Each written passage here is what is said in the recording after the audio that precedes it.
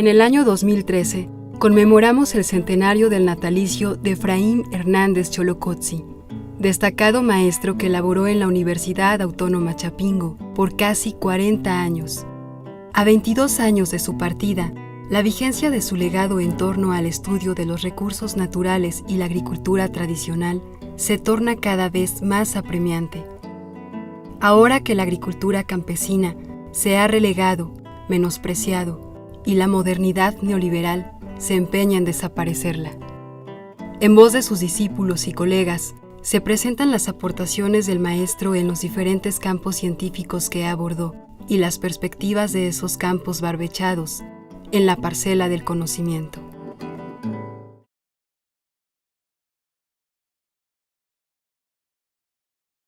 En principio quiero comentarte que tuve la oportunidad de ser de la última camada de estudiantes y discípulos del maestro, de tal manera que cuando llego a él, el maestro tenía perfectamente estructurado lo que era la etnobotánica y empezaba a hablar en esos momentos ya de la etnobiología. Ahora, ¿por qué te hablo antes de la etnobiología? Porque si bien es cierto que él es el promotor mexicano tanto de la etnobotánica como de la etnobiología en ese momento ya, y de la agroecología, que es otra de las disciplinas a las que me dedico, con el correr de los años me he dado cuenta que lo que el maestro nos quería decir era que no podíamos tener separado la tecnología agrícola del conocimiento campesino. Entonces, algo que creo que es de suma importancia es que en ese momento él hablaba de aspectos socioeconómicos. Si nos vamos a la teoría marxista, en realidad, y actualizamos lo que en ese momento se decía, estaríamos diciendo propiamente dicho la introducción de la cultura, de conocimiento cultural asociado al conocimiento tecnológico, para poder entender, junto con el conocimiento ecológico, todo esto que es el ser humano para sobrevivir en el campo y que es la agricultura en un sentido amplio. Es muy interesante porque a pesar de que fue el maestro el primer investigador que plantea en México el concepto de agroecosistemas, no hubo tiempo para desarrollar, de agroecosistemas y de agroecología, dijéramos como una unidad de estudio de la agroecología al agroecosistema. El maestro él tiraba muchas líneas. Uno de los promotores internacionales de la agroecología, Steve Lisman, que tuvo contacto temprano con este concepto con el maestro, lo desarrolla.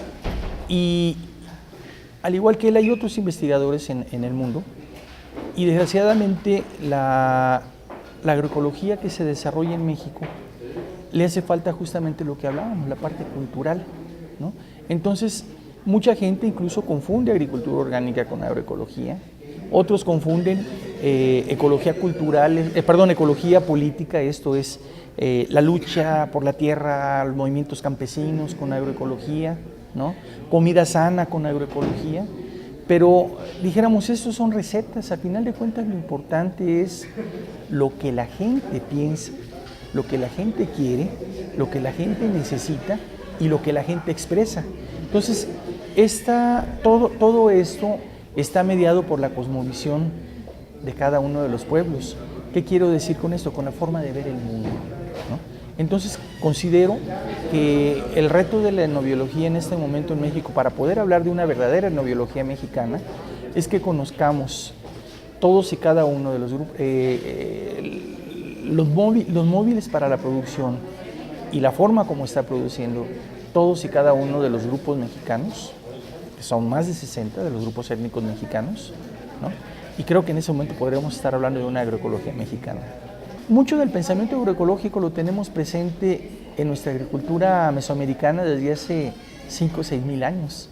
El problema es que de nueva cuenta los planificadores nacionales no conocen el campo y al no conocer el campo dan por hecho de que el campesino es una persona ignorante y solamente lo que el científico sabe y lo que el científico genera es lo importante.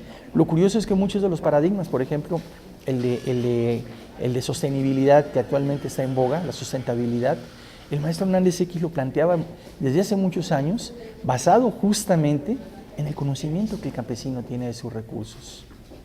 En la medida en que se consideren las formas, las estrategias campesinas poco conocidas, o mejor dicho, no conocidas por el ingeniero agrónomo, porque no nos metemos al campo a aprender de ellos, vamos con la idea de enseñarles. En la medida que aprendamos del campesino y todos estos conocimientos los llevemos, ¿por qué no a la experimentación y a la práctica? Yo creo que México estaría cambiando. Entonces, el papel de la agroecología es central, es toral para la defensa de nuestros recursos naturales, para la defensa de nuestra agricultura milenaria, para la defensa del gran conocimiento acumulado por cientos y miles de años por parte de nuestros agricultores, y sobre todo para algo más importante, para elevar el nivel de vida de los campesinos sin deteriorar el ambiente en el que ellos viven y del que ellos viven.